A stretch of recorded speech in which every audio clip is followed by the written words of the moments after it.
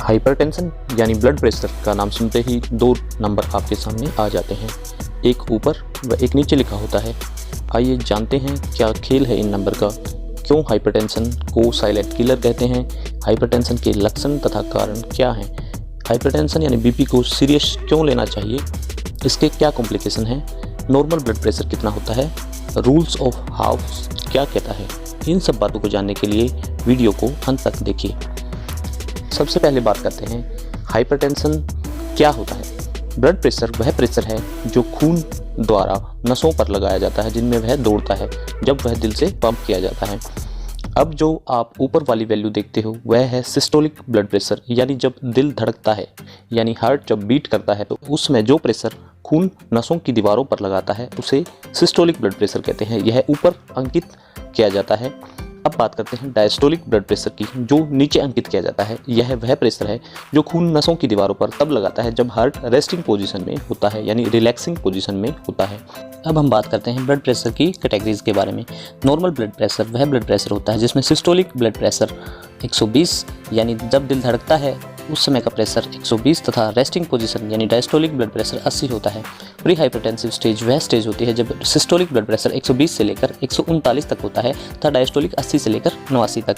Hypertension की stage 1 वह stage होती है जब ब्लड का प्रेशर 140 से लेकर 160 तक होता है तथा डायस्टोलिक का प्रेशर 90 से लेकर 100 तक होता है। हाइपरटेंशन स्टेज 2 वह स्टेज होती है जब सिस्टोलिक ब्लड प्रेशर 160 से लेकर 180 तक तथा डायस्टोलिक प्रेशर 100 से 110 के बीच में होता है। हाइपरटेंशन क्राइसिस उसको बोलते हैं जब सिस्टोलिक ब्लड प्रेशर 180 या उससे अधिक तथा डायस्टोलिक 110 से ज़्यादा होता है। यह एक इमरजेंसी की अवस्था है। हाइपरटेंशन को साइलेंट किलर इसलिए कहा जाता है क्योंकि आमतौर पर इसके सिम्टम्स यानी लक्षण नहीं आते। जब ब्लड प्रेशर बहुत अधिक हाई हो जाता है तो हेडेक, चक्कर आना, थकावट, कानों में आवाज़ आना, नाक से खून बहना, सांस में तेजी व सांस लेने में दिक्कत जैसे लक्षण आ सकते हैं। हाइपरटेंशन की गंभीरता को जानने के लिए रूल ऑफ हाफ को जानते हैं। रूल ऑफ हाफ कहता है कि हाइपरटेंशन के जितने भी मरीज हैं यानी बीपी के जितने भी मरीज हैं उनमें से केवल आधे लोगों को ही उनकी बीमारी के बारे में पता है।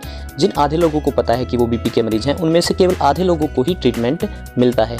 जिन आधे लोगों को ट्रीटमेंट मिलता है उनमें से केवल आधे लोगों का ही इलाज हो पाता है यानी वो ठीक हो पाते हैं। किसी रोगी की 2 या 2 से अधिक बार की गई जांच में सिस्टोलिक और डायस्टोलिक क्रमशः 140 और 90 या उससे अधिक की रीडिंग मिलने पर हम उसे हाइपरटेंशन या ब्लड प्रेशर की शिकायत मानेंगे। अब हम हाइपरटेंशन के नॉन चेंजेबल रिस्क फैक्टर के बारे में बात करेंगे। हाइपरटेंशन के नॉन चेंजेबल रिस्क फैक्टर में सबसे पहला रिस्क फैक्टर है फैमिली हिस्ट्री, यानी पेरेंट्स को अगर यानी माता पिता को अगर हाइपरटेंशन की शिकायत है तो उसके बच्चों में भी हाइपरटेंशन होने की संभावना ज़्यादा होती है। दूसरा रिस्क फैक्टर है एज जितनी ज़्यादा बढ़ती है उतनी हाइपरटेंशन ज़्यादा होने की संभावना हो जाती है। थर्ड फैक्टर है जेंडर, महिलाओं में 45 की उम्र से कम में महिलाओं में हाइपरटेंशन पुरुषों की बजाय कम तथा 45 की उम्र के बाद महिलाओं में पुरुषों के मुकाबले ज़्यादा हाइपरटेंशन पाई जाती है। अब हम चेंजेबल यानी मॉडिफाइबल रिस्क फैक्टर के बारे में बात करेंगे। सबसे पहला रिस्क फैक्टर है लैक ऑफ फिजिकल एक्टिविटी, यानी जो सेडेंटरी लाइफस्टाइल है, जो काम न करने वाला लाइफस्टाइल है, उससे उस हाइपरटेंशन का रिस्क काफ़ी बढ़ जाता है। दूसरा रिस्क फैक्टर है अनहेल्दी डाइट, जिसमें कि सोडियम डाइट ज़्यादा लेना यानी नमक की चीज़ें ज़्यादा खाना, बाहर की चीज़ें, तली हुई चीज़ें खाना आता है। तीसरा जो चेंजेबल रिस्क फैक्टर है वो है ओवरवेट, यानी जो मोटापे के व्यक्ति होते हैं उनमें हाइपरटेंशन ज़्यादा पाई जाती है। अगला रिस्क फैक्टर है एल्कोहल कंजप्शन हाइपरटेंशन को बढ़ावा देती है। अगला रिस्क फैक्टर है स्मोकिंग भी हाइपरटेंशन को बढ़ाती है। अब हम बात करते हैं हाइपरटेंशन से कैसे बचा जा सकता है। हाइपरटेंशन से लाइफस्टाइल चेंज करके बचा जा सकता है। लाइफस्टाइल चेंज में हम एक्सरसाइज करके, रनिंग करके, योगा करके, मेडिटेशन करके, फिजिकल एक्टिविटी करके हाइपरटेंशन को रोक सकते हैं। दूसरा, हम डाइट मॉडिफिकेशन करके यानी नमक का उपयोग कम करके, तली हुई चीज़ों का उपयोग कम करके, हरी पत्तेदार सब्जी का उपयोग बढ़ाकर तथा जंक फूड को अवॉइड करके हम हाइपरटेंशन से बच सकते हैं। एल्कोहल कंजप्शन को कम करके, स्मोकिंग को बंद करके हम हाइपरटेंशन से बच सकते हैं।